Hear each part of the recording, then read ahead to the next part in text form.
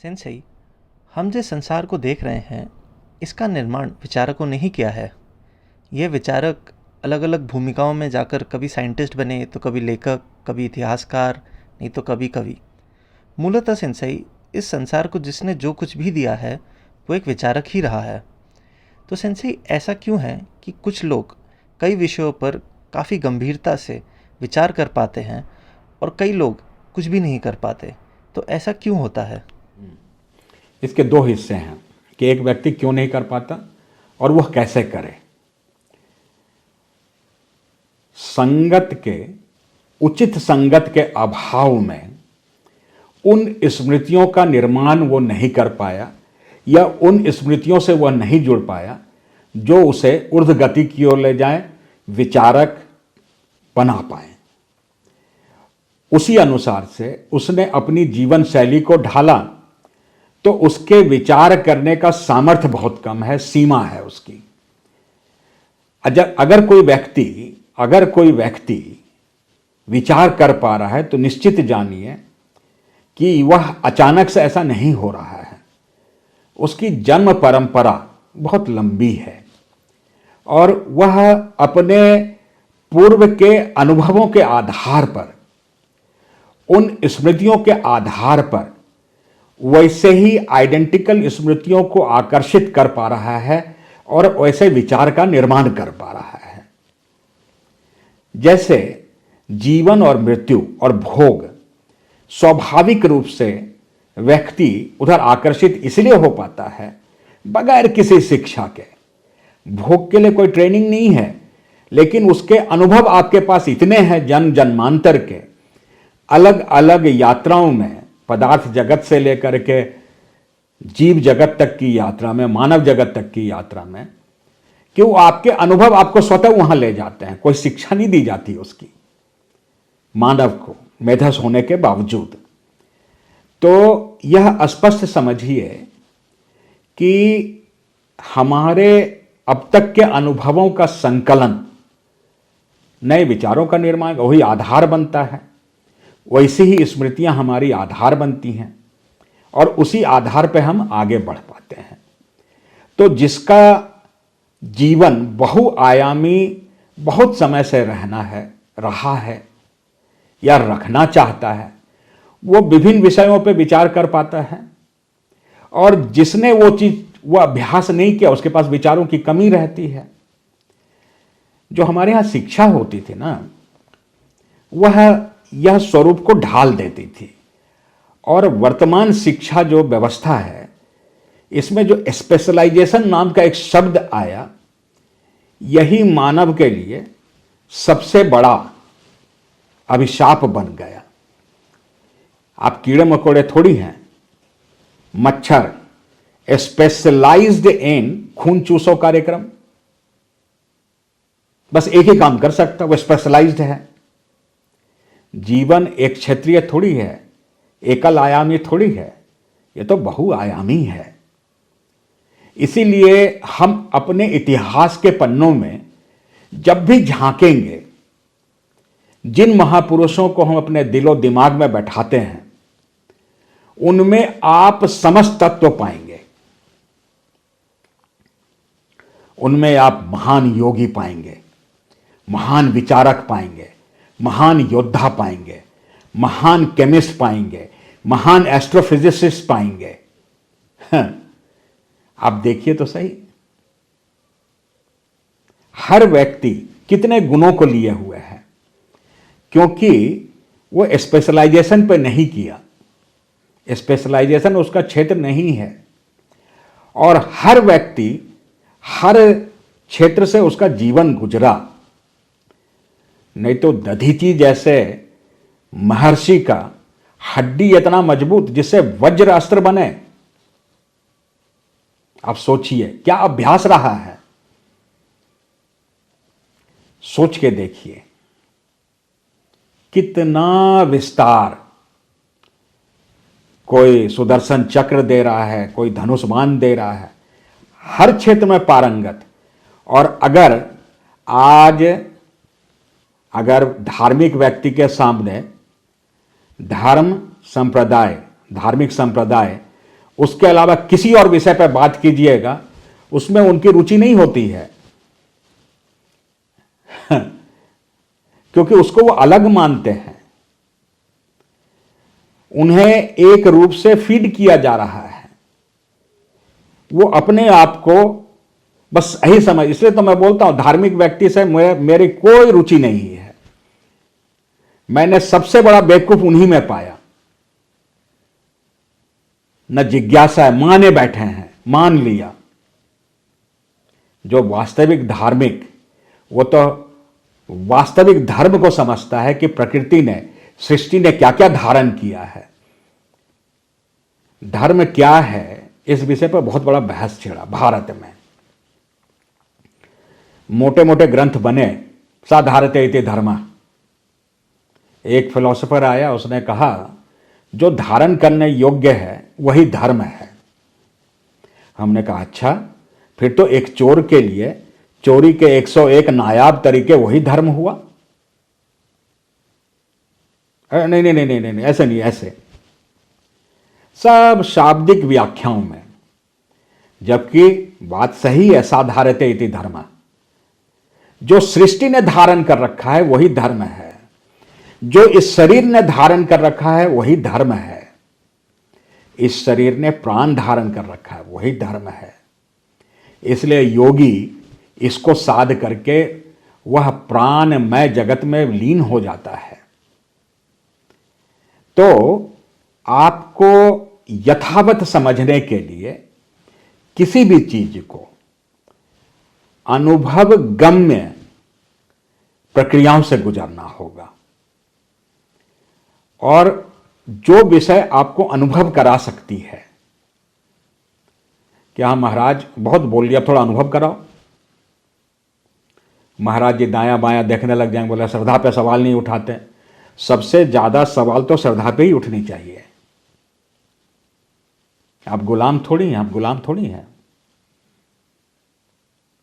फिर कालांतर में आपको रास्ता मिल। हां, एक चीज अवश्य है कि जीवन में थोड़ी कठिनाई बढ़ेगी, क्योंकि जब भी आप किसी प्रयोग में उतरेंगे तो प्रयोग तो वीरता का विषय है। जो डर गया वो वहां मर गया। तो जीवन सुखमय हो, कोई उथल पुथल नहीं चाहिए, बस जीवन चलता रहे। उनके लिए यह सब बात बेकार की बातें हैं, व्यर्थ की बातें हैं। कुंभ का समय था, ये पूर्ण महाकुंभ। हम गुरुदेव के साथ बैठ करके गुरुदेव से ज्ञान चर्चा हो रही थी। गुरुदेव एक से एक रहस्य खोल रहे थे, बात रुक नहीं रही थी, और वह जीवन की उत्पत्ति से संबंधित था। एक न्यायाधीश महोदय वहां उपस्थित थे। उन्होंने कहा इन सब बातों से क्या रखा, छोड़िए ना, छोड़िए ना, छोड़िए ना, छोड़िए ना, अरे आशीर्वाद लीजिए और चलिए।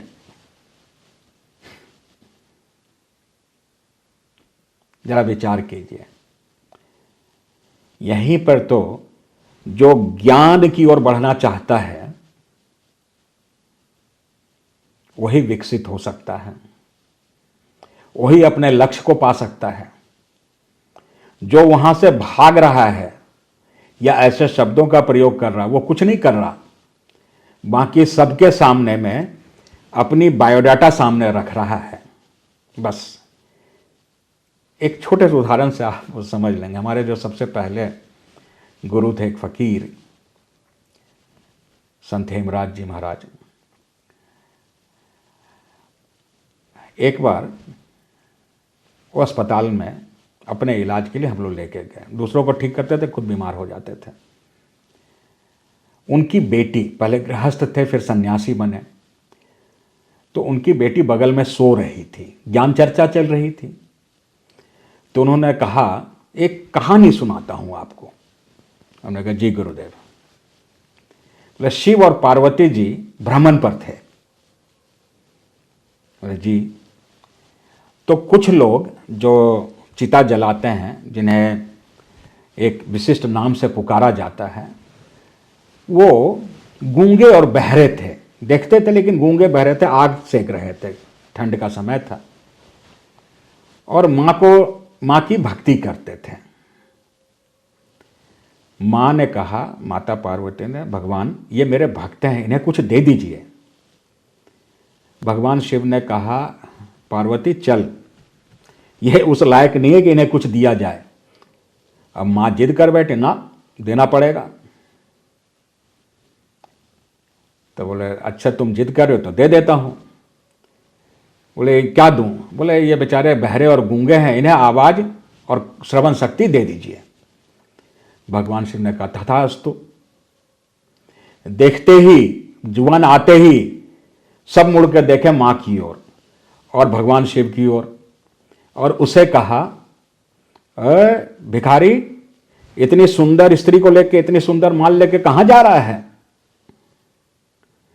पार्वती जी बोले, चलिए चलिए चलिए प्रभु, चलिए यहां से। भगवान शिव ने कहा, नहीं नहीं नहीं, जब दिया है तो कुछ और दे करके जाऊंगा। बोले क्या?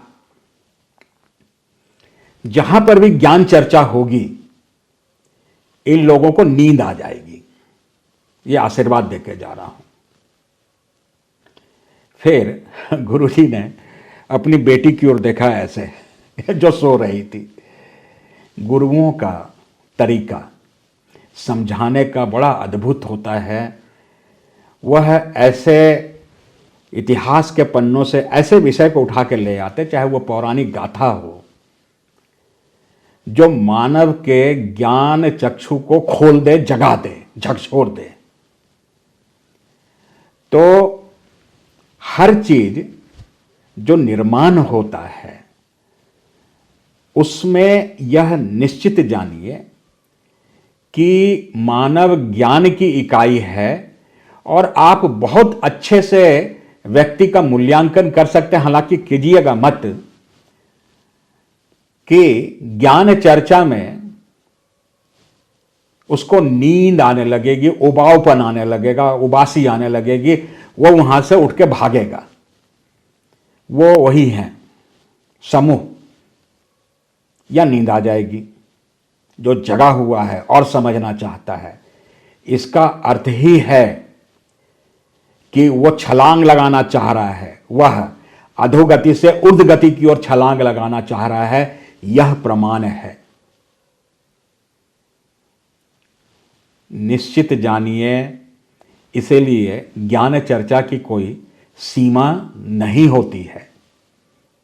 समय ठहर जाता है, आप समय के पार जा चुके होते हैं, जहां दो घटनाओं के बीच का अंतराल समाप्त हो जाता है। बस इतना छोटी सी बात है।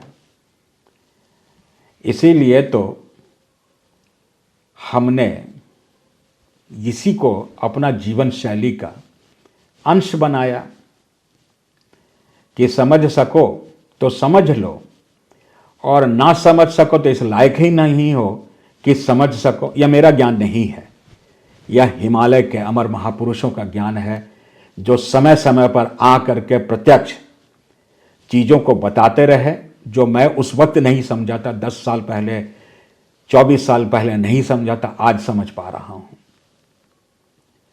और समझ सको तो समझ लो। और अगर आप में ज्ञान की भूख जग गई तो आप उचित संगत पाने के लिए तड़पेंगे तड़पेंगे।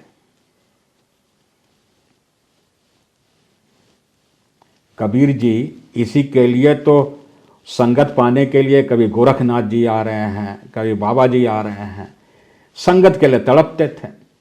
यही तो बार बार कहते थे, कबीरा मांगे मांगना, रब दीनो हमें दो, संत समागम हरि कथा, मम घर निस दिन हो। संगत, उचित संगत, श्रेष्ठ संगत कैसे मिले, कहाँ से मिले, किस रूप से मिले। अब आते हैं आपके प्रश्न के दूसरे खंड पर कि कोई व्यक्ति अब जहां से उसको चेत जा रहा है, समझदारी विकसित और सावधान हो जा रहा है, वह अपनी समझ शक्ति को, विचार शक्ति को कैसे बढ़ाए। बस यही तो मंत्र है। आप हैरान हो जाएंगे, यही मंत्र है। हे बाबा, मेरी विचार शक्ति कैसे बढ़े? तड़पिए, इस सवाल को लेकर तड़पिए। परिणाम स्वरूप आप स्वयं इसका अभ्यास करके देख लीजिए ना। 1 सप्ताह दिन रात यही सोचिए, 7 दिन बाद आप अपना संदेश हम तक पहुंचा सकते हैं कि आप स्वयं महसूस करेंगे कि अब आपकी समझ शक्ति पहले से उत्कृष्ट हो चुकी। हाँ, रुकिएगा मत रुकना। समझ शक्ति बढ़ाने के क्रम में आपको उचित संगत चाहिए। मैंने ऐसे बहुत प्रयोग किए। यूरोप में जितने स्टूडेंट्स देखते हैं जिन्हें हमने बाबा को, माँ को, गुरुदेव को समर्पित किया, कई वर्षों से वो क्रिया योग के शिष्य रहे हमारे। मैं गुरु की भूमिका में कभी नहीं रहा और हमेशा कहता रहा था, स्वयं को तैयार करो कि जब तुम पूर्ण गुरु से मिलोगे तो उन्हें प्रसन्नता होगी कि अब आया कोई शेर, कोई सवा शेर, ताकि गुरुदेव को प्रसन्नता हो कि मेरे शिष्य कैसे। वो उन्हें प्रसन्नता देगा।